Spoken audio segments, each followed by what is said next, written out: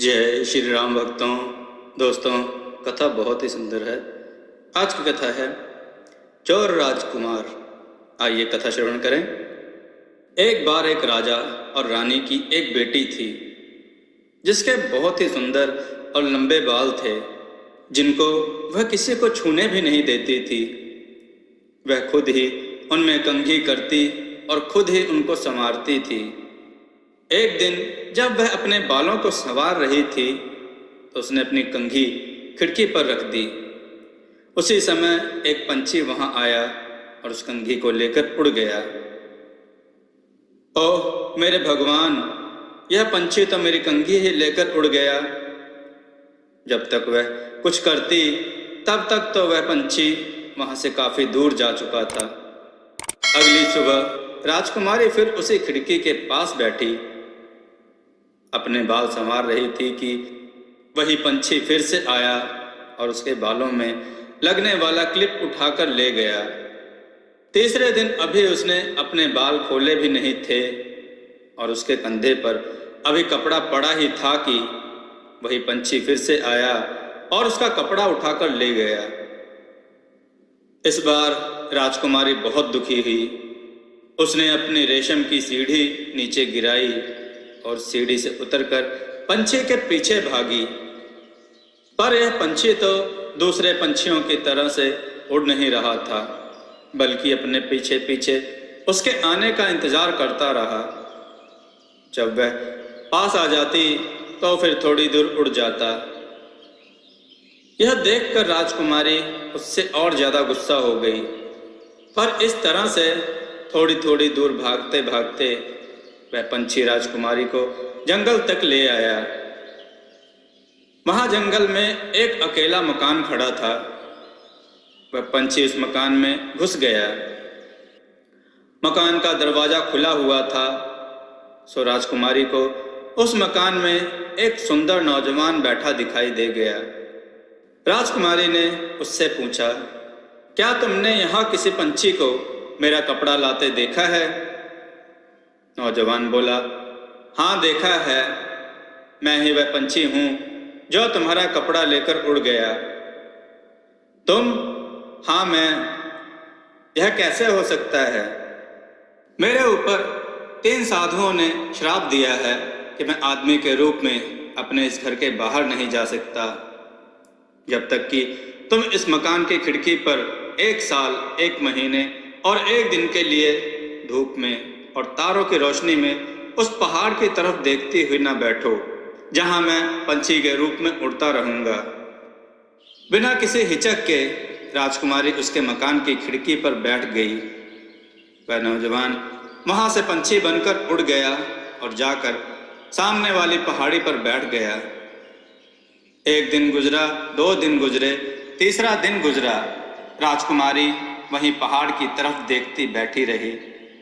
हफ्ते गुजर गए, पर वह दिन रात बैठी रही।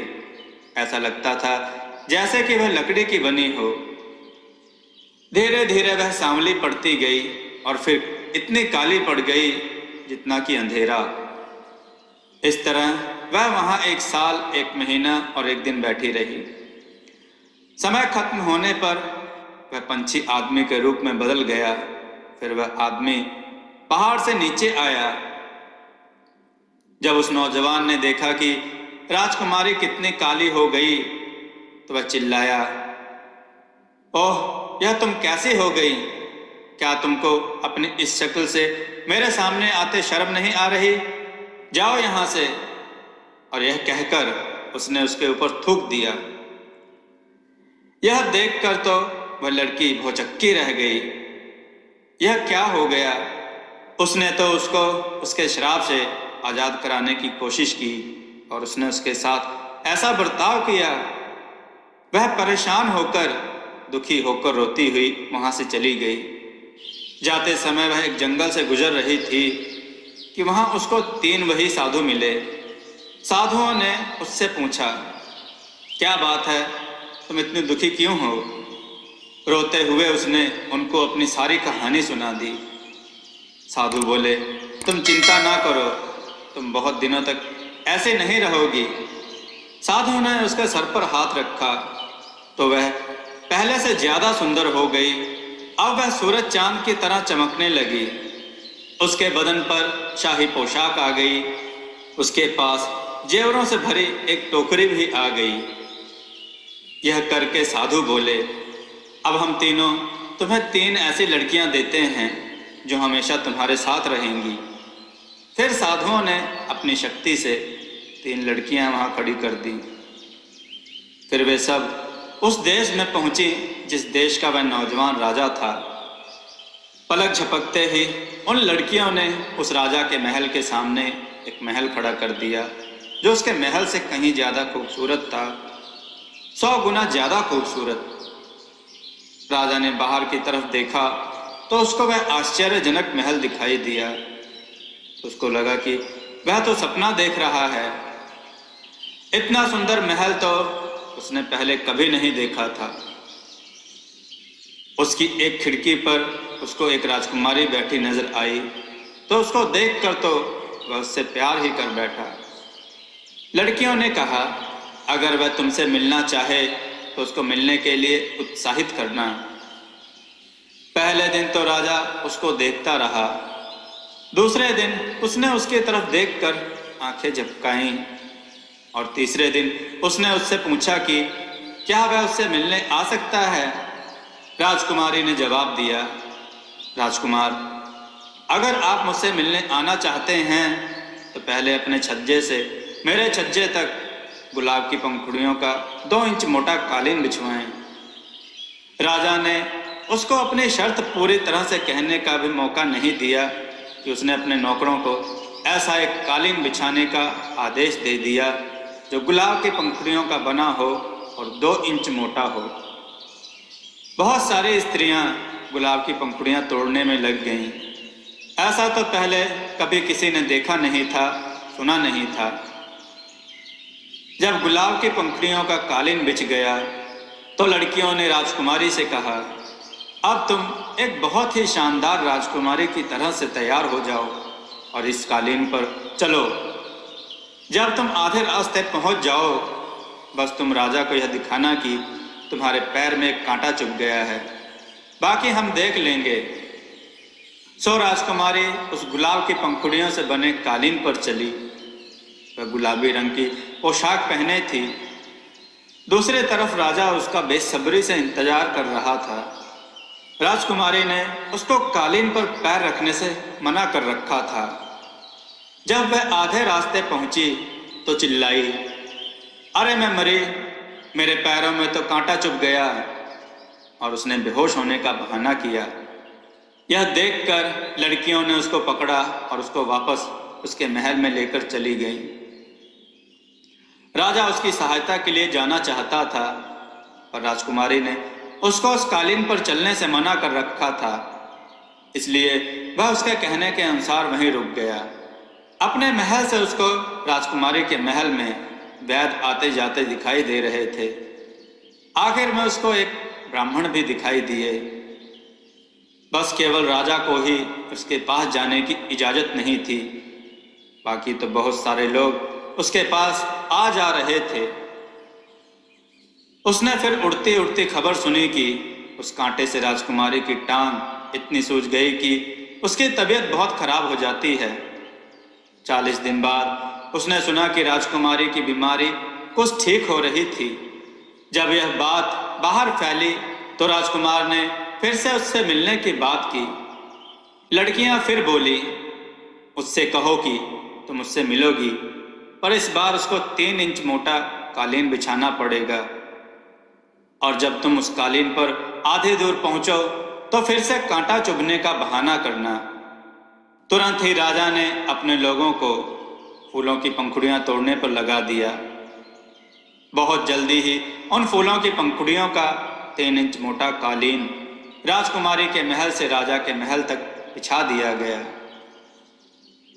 जब राजकुमारी उस कालीन पर जाने लगी तो आधे दूर जाने पर वह चिल्लाई, अरे मैं तो मर गई, एक कांटा मेरे पैर में चुभ गया। और वह चक्कर खाकर गिर पड़ी कि बीच में ही तीनों लड़कियों ने उसको संभाल लिया और वे उसको उसके महल वापस ले गईं। राजा बेचारा फिर बहुत परेशान हुआ। उसने अपने कई नौकर उसके पास भेजे, पर उनमें से किसी को भी उससे मिलने नहीं दिया गया और वह बेचारा राजकुमार दीवार से ही अपना सिर फोड़ता रहा। इस धक्के से वह खुद बीमार पड़ गया, पर फिर भी वह अपने नौकर को राजकुमारी की तबीयत का हाल जानने के लिए उसके महल भेजता रहा। जब उससे रहा ना गया तो खुद बीमार होते हुए भी उसने उससे मिलने की इजाज़त मांगी, क्योंकि वह उससे शादी करना चाहता था। राजकुमारी ने कहा, अब मैं उसके पास तभी आऊंगी जब मैं उसको चिता पर लेटा देखूंगी। यह जवाब सुनकर तो राजा का दिमाग ही घूम गया। फिर भी उसने चिता तैयार करवाई, जिसके चारों तरफ दिए जलाए गए। अपने आप को मरा हुआ दिखाते हुए वह उस चिता में लेटकर राजकुमारी की खिड़की के नीचे निकला। वहां पहुंचकर उसके नौकरों ने कहा, देखिए राजकुमारी जी, हमारे मरे हुए राजा को। राजकुमारी बाहर अपने छज्जे पर गई और बोली, उफ, तुम इतना नीचे गिर गए हो, तुमने यह सब एक लड़की के लिए किया। और यह कहकर उसने उसके ऊपर थूक दिया। यह सुनकर और यह देखकर उस राजा को याद आया कि उसने उस भली लड़की के साथ क्या किया था जो अंधेरे की तरह काली थी। पर उसको अब लग रहा था कि वह लड़की इस लड़की से कोई ज़्यादा अलग नहीं थी जिसको वह प्यार करता था। अचानक उसको लगा कि वह काली लड़की और यह राजकुमारी तो दोनों एक ही थी। तुम सोच सकते हो कि अब उसको कैसा लग रहा होगा। वह तो यह सोचकर ही झूठी लाश की बजाय सच्ची लाश जैसा हो गया। पर उसी समय वह तीनों लड़कियां वहां आ गईं और उससे बोली कि उसकी राजकुमारी उसका इंतजार कर रही थी। राजा उठकर अंदर गया और राजकुमारी से माफी मांगी। शाही चौपाल खोला गया और उन दोनों की शादी हो गई। राजा उन तीनों लड़कियों को अपने पास रखने के लिए बहुत इच्छुक था, पर उन्होंने उन दोनों को विदा कहा और वहां से चली गई। वह राजकुमार और राजकुमारी फिर बहुत दिनों तक खुशी खुशी रहे। दोस्तों, आपको यह कथा कैसी लगी? अपने विचार और सुझाव कमेंट में जरूर दें। हमारी कथाओं को लाइक करें, हमारे चैनल को सब्सक्राइब करना न भूलें। हमारी कथाओं को शेयर जरूर करें, जिससे लोगों को अच्छा ज्ञान प्राप्त हो। जय श्री राम भक्तों।